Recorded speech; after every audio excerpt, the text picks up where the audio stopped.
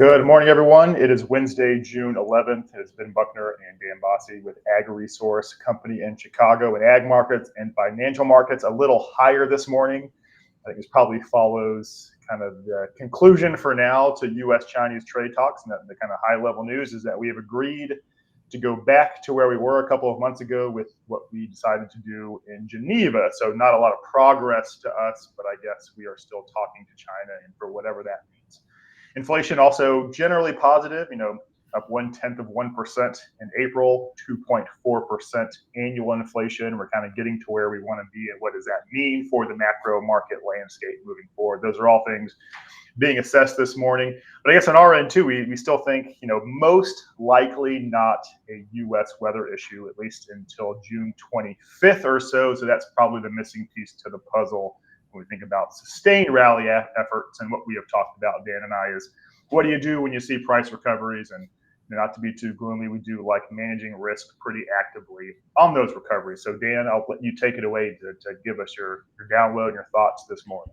Yeah, no, right. Thank you, Ben. And I agree with what you're saying. Top of mind this morning, and where everybody has been asking all the questions is, what does this trade deal mean? What do 2 days of talks concluding in London really indicate? And I think Trump in his tweet this morning says it aptly, which is, we're going to get rare earths back, metals back into the United States. Those magnets and rare earths are very important to the U.S. military, to the U.S. auto industry. And with that in mind, the U.S. is going to be allowing U.S. to have Chinese students come back to our universities and colleges. So it's kind of a swap, if you will.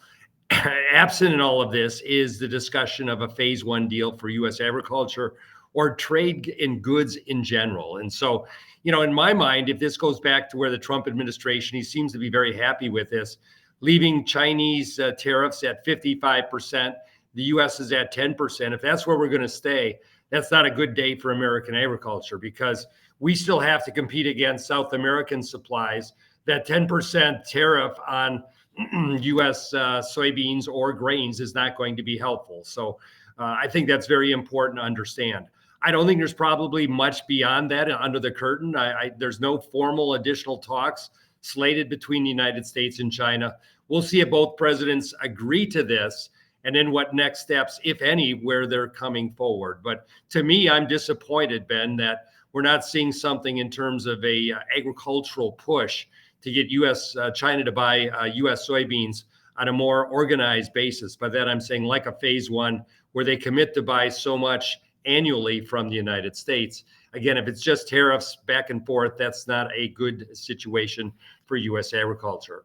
Along with that, if we don't have a trade deal that gives the bulls some help, it all comes down to weather. And so this is an anomaly, if you will, of what we're looking off of the European model, where there's going to be long wave patterns across the Pacific and where we sit today. And there is some ridging across the upper Midwest, but notice those two troughs across the western, northwest U.S., and then across central Canada.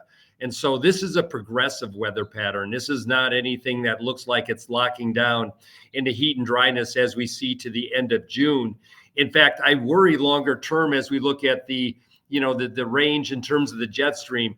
This jet stream is very, very strong. And so it's hard to lock down a weather pattern when you kind of have this jet stream with this velocity heading from the Pacific through the North American continent. So again, as we look at weather, it is progressive. It is active. There'll be frequent storms starting later today and then continuing for the next 15 days.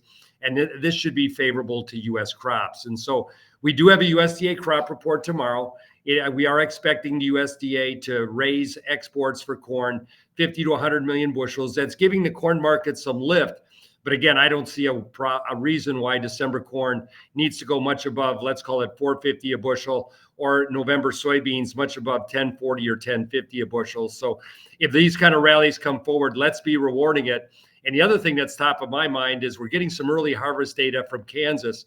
Some of those yields are coming in anywhere between 5 and 20% above last year. So it is a big Kansas wheat crop. And my concern due to cool temperatures is it's going to be one that may press the upside in terms of records. We'll see. It all comes forward, Ben, but those are top of mind ideas here today. Yeah, it all makes sense. And I think that's kind of what we want to do. Let's jump into the weeds even a little bit more with U.S. weather. It's I think today probably the Louisiana corn crop is 85% silking. Mississippi is probably 40%. Even Tennessee is 4 to 5% silking today. So crop critical weather, southeast United States, and it looks pretty good. It looks really wet, and even some of the guys that we work with have yet to use irrigation in bulk. So that crop is going to be pretty big. And so when you think about like the default position, even just using USDA or being more conservative, the southern U.S. probably going to produce something like 100 million bushels of additional corn this year.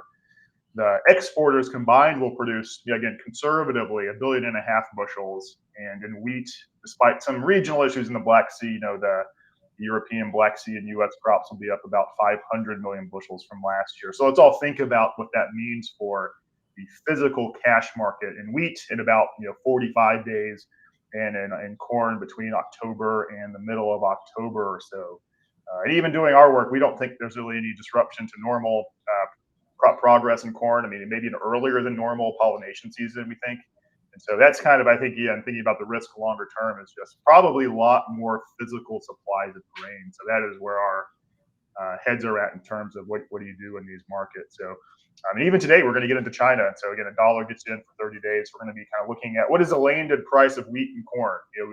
Will China import more? Will they import more from the U.S.? Is it profitable even to do that today? So those are all things that are very, very important. Chinese demand, weather, of course, will dominate price discovery. And those are the things we'll be exploring. So Dan, I kind of let you finish things up on this. No, I think you hit all the high points, Ben. I would only add that from today till next Thursday is the seasonal high normally in the markets, and we reach a very bearish period after we come back next week. So, just be aware of the seasonality of these markets also. So again, hate to be downers, if you will, but our job is managing risk, and that's what we do at Ag Resource and try to help the farmer and the end user deal with these markets. So with that, I wish everybody a good day, good trading, and we'll be back tomorrow.